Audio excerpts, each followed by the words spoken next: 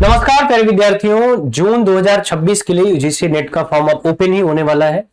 तो बहुत सारे मन में सवाल रहते हैं, क्या क्या डॉक्यूमेंट्स लगेंगे, कैसे अपना सावधानी पूर्वक आप फॉर्म भरेंगे, किन किन चीजों का ध्यान रखना है जिससे फॉर्म आपका रिजेक्ट ना हो, आगे फॉर्म में ऐसा क्या भरना है जो आगे भी काम आएगा, जिसके लिए आपको तैयार रहना है।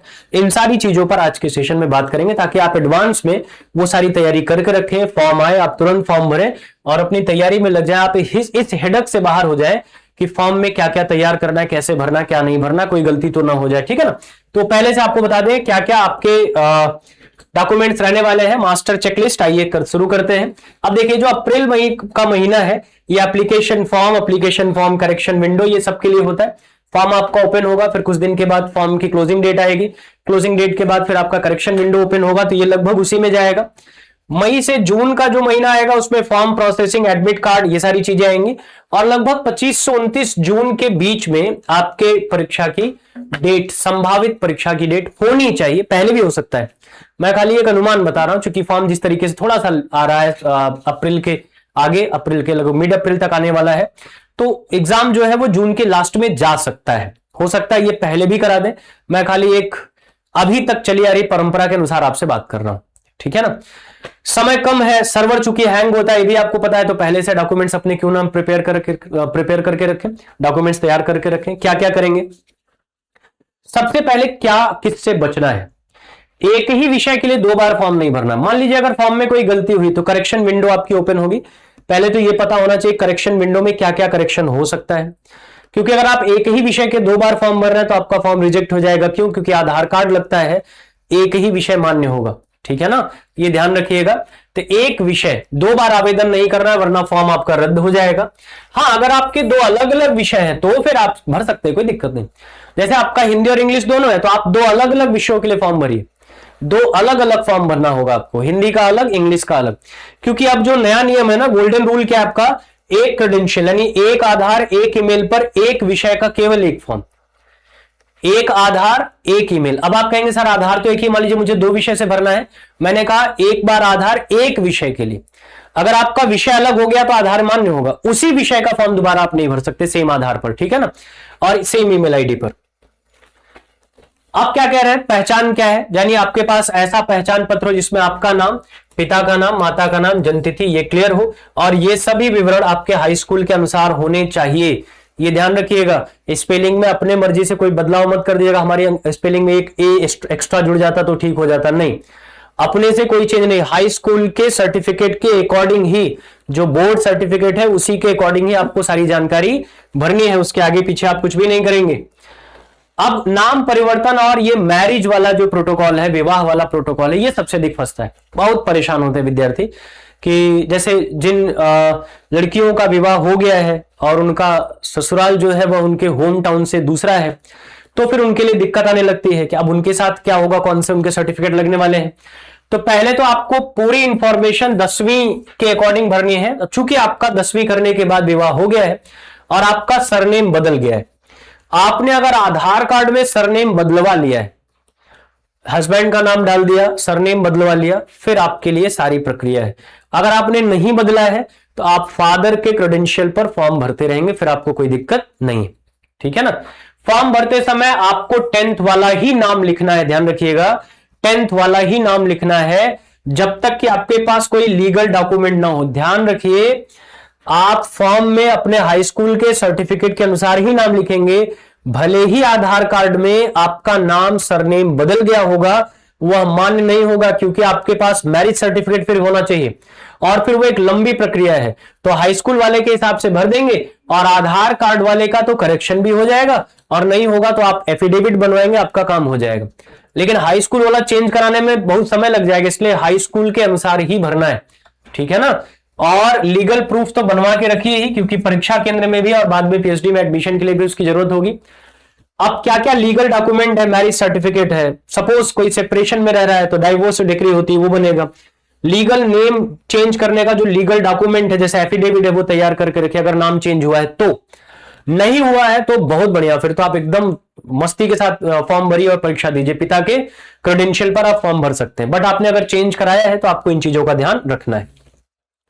अब आधार कार्ड के बारे में क्या है, सबसे आसान और सुरक्षित प्रक्रिया है, फॉर्म भरने में कम समय लगेगा और परीक्षा के दिन भी कोई अतिरिक्त फॉर्म नहीं।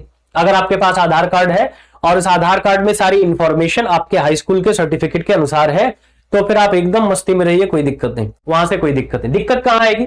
अगर आधार कार्ड नहीं है तो फिर और कौन कौन से आईडी लग रहे हैं? पैन लग सकता है, वोटर आईडी, पासपोर्ट, डीएल लगेगा, ठीक है ना। लेकिन आप कहलाएंगे क्या? नॉन आधार कैंडिडेट आप कहलाएंगे। तो इससे क्या होगा? इससे परीक्षा केंद्र पर एडमिट कार्ड के साथ एक सेल्फ डिक्लेरेशन फॉर्म भरना अनिवार्य होगा और ओरिजिनल फोटो आईडी ले जाना होगा, ठीक है ना। वहां परीक्षा केंद्र पर एक फॉर्म भरवाया जाएगा अगर आपका आधार अटैच नहीं है, ठीक। आधार और 10th के सर्टिफिकेट की डिटेल सेम होनी चाहिए। जो नाम वहां लिखा है 10th में, वही आधार कार्ड पे पिता का नाम, डेट ऑफ बर्थ सेम होना चाहिए, उसमें कोई परिवर्तन नहीं, उसमें कोई अलगाव नहीं तो फिर आपका फॉर्म रिजेक्ट हो सकता है, ठीक है ना। आगे बढ़े, 2 साल का रूल आपके लिए आया। जो लोग ग्रेजुएशन अंतिम साल में है या 3rd सेमेस्टर 4th सेमेस्टर में है, वो तो आवेदन के पात्र हो ही जाएंगे, ठीक है ना। जिन्होंने एडमिशन ले रखा है, पहला सेमेस्टर पास किया है, वो भी कर सकते हैं। लेकिन आपको ये पता होना चाहिए कि इसका एक नियम है कि आपका जैसे नेट क्वालिफाई हो गया, 2 साल के अंदर आपकी डिग्री कंप्लीट, इसीलिए मास्टर डिग्री 2 साल की है, तो 2 साल का वक्त दिया कि 2 साल में आपकी डिग्री कंप्लीट होनी चाहिए, तभी आपका सर्टिफिकेट वैलिड माना जाएगा, अन्यथा इनवैलिड हो जाएगा। हालांकि नेट की अब जो मान्यता है वह लाइफ टाइम है, ठीक है ना। नेट की मान्यता लाइफ टाइम है, लेकिन अगर आप अपियरिंग कैंडिडेट हैं तो नेट पास होने के 2 साल के अंदर आपकी एमए की डिग्री या मास्टर्स डिग्री आपकी कंप्लीट होनी चाहिए। इस बात का आपको ध्यान रखना है।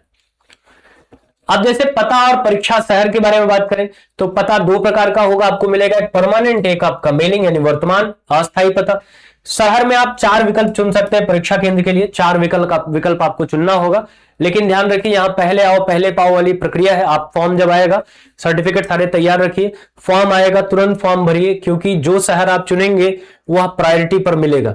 बहुत देर से फॉर्म भरेंगे, पता लगा कि वहां जितनी सीट्स पर एग्जाम हो सकता था वो सब फुल हो गई, तो आपको वो नहीं मिलेगा। अपना मनचाहा शहर चाहिए तो पहले से सारे सर्टिफिकेट सारे डॉक्यूमेंट्स तैयार रखिए और ओपनिंग के 1-2 दिन के अंदर 3 दिन के अंदर फॉर्म भर दीजिए, ताकि आपको आपका मनचाहा शहर सेंटर के रूप में मिल जाए, ठीक है ना। इस बात का ध्यान रखिएगा।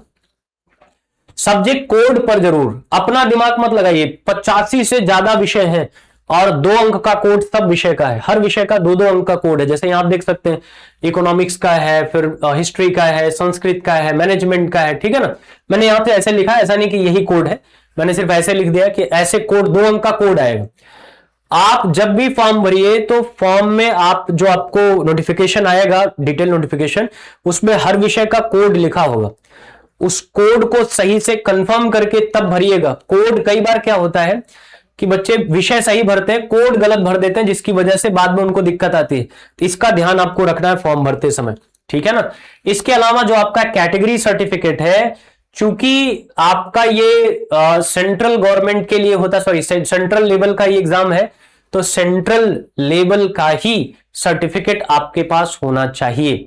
एक चीज का ध्यान आपको और रखना है, सेंट्रल का होना चाहिए। एक चीज का ध्यान आपको और रखना है, आपके मान्यता की जो आदर्श अवधि है वो 6 महीने, एग्जाम से 6 महीने के आसपास का होना चाहिए, ठीक है ना। क्योंकि जैसे आप आगे भी जाएंगे ना, तो जो कॉलेजेस आपके यूनिवर्सिटीज है वो एकदम न्यू डॉक्यूमेंट्स जो आपने बनवाया वो मांगते हैं। हालांकि जो आपका कास्ट सर्टिफिकेट होता है ये आपका 3 साल का वैलिड होता है, लेकिन फिर भी अगर आपने नहीं बनवाया तो अब उसको पहले बनवा लीजिए। क्यों पहले बनवा लीजिए? क्योंकि दिक्कत क्या आती है, जैसे ईडब्ल्यूएस वाला है तो ये इसमें समय लगता है, इसको बनने में समय लगता है। फॉर्म आने के बाद आप बनवाने लगेंगे, पता लगेगा कि फॉर्म की लास्ट डेट निकल गई, सर्टिफिकेट ही नहीं आया। इसलिए अभी से उसको बनवा कर रखिए।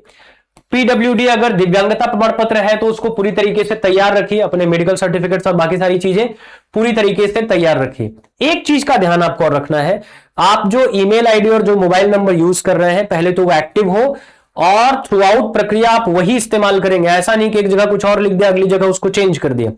जब तक आपका एडमिशन नहीं हो जा रहा है पीएचडी में, तब तक आप same email ID same mobile number का इस्तेमाल करेंगे, ठीक है ना। क्योंकि सारे कन्वर्सेशन आपसे इसी पर होने हैं। तो same email ID, same phone number और एक्टिव अवस्था में। ऐसा नहीं कि फोन में रिचार्ज ही नहीं करा, फोन बंद हो गया, मोबाइल नंबर बंद हो गया या ईमेल आईडी का पासवर्ड ही भूल गया, उसको एक्टिव अवस्था में रखना और जो एक्टिव होगा वही वाला आपको फिल करना है। फोटो का समझ लीजिए, फोटो आप कैसे रखेंगे। देखिए 25 सेंटीमीटर, ठीक है ना। 10 केबी से 200 केबी के बीच आकार होना चाहिए, चेहरा स्पष्ट दिखना चाहिए, पहले से ही उसको बनाकर रखिए। सिग्नेचर भी आपका 10 से 50 केबी के बीच हो, पूरा हस्ताक्षर हो, इनिशियल लेटर नहीं, आप पूरा हस्ताक्षर लिखेंगे। 5x10 आपका सिग्नेचर होना चाहिए, ठीक है ना। तो ये पहले से आप कंप्रेस करके रखे रहिए ताकि लास्ट समय आपको दिक्कत ना हो, पहले से ही इन सब चीजों को तैयार करके रखिए। अब फिजिकल बैकअप हम क्या कहते हैं, जैसे आपने फोटो जो रखी है तो फोटो की एटलीस्ट 6 से 8 हार्ड कॉपी और रखिए, क्योंकि एग्जाम से लेके बाकी प्रक्रिया में फोटोज काम आएंगे और वही फोटो मांगते हैं। जो फोटो आपने लगाई है वही फोटो हर जगह मांगी जाएगी, तो फोटो और बनवा कर रखिए। ऐसा नहीं कि 2 फोटो निकलवा लिया, पैसा बचाने के चक्कर में पड़ गए, ठीक है ना। हर जगह वही फोटो, जैसे परीक्षा हॉल में अटेंडेंस सीट पर भी वही फोटो लग रही है, या भविष्य में एडमिशन प्रक्रिया में भी वही फोटो मांगी जाएगी। हो सकता है फोटो आपके एग्जाम सेंटर वेरिफिकेशन के लिए मांग ले, तो वही फोटो आपसे मांगी जाएगी। तो फोटो अपने पास एक्स्ट्रा रखना है, फोटो में कंजूसी नहीं करेंगे। इसके अलावा जब आप सब कुछ भर लेंगे तो एनटीए को तो खैर कुछ भेजना नहीं होता, ऑफलाइन आपको आपका फॉर्म जैसे ही सबमिशन हो गया, फाइनल सबमिशन, उसका प्रिंट निकाल लीजिए। चाहे आप जो फी पेमेंट कर रहे हैं उसका प्रिंट हो, चाहे फाइनल सबमिशन हो, उसका प्रिंट जरूर निकाल कर अपने पास रखिए। 2, 3, 4 कॉपी आप रख लीजिए, रखे रहिए, क्योंकि आगे यह काम आते हैं। कई बार ऐसा होता है कि कुछ जब हमको लगता है कि कुछ आगे पीछे लग रहा है या ऐसा लग रहा है कि कुछ अंतर आ रहा है, तो वो हमारा एक सबूत होता है उसको दिखाने के लिए, ठीक है ना। तो उसको जरूर अपने पास सुरक्षित रखिए।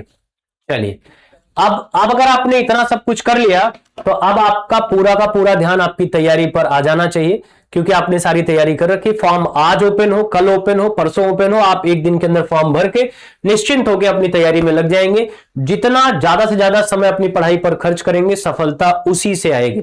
इसलिए अभी आपके पास हेडेक नहीं है, पहले ही सारे डॉक्यूमेंट तैयार कर लीजिए और अपने परीक्षा में लग जाइए। फॉर्म जल्दी ही ओपन होने वाला है। ढेर सारी शुभकामनाएं आप सभी को।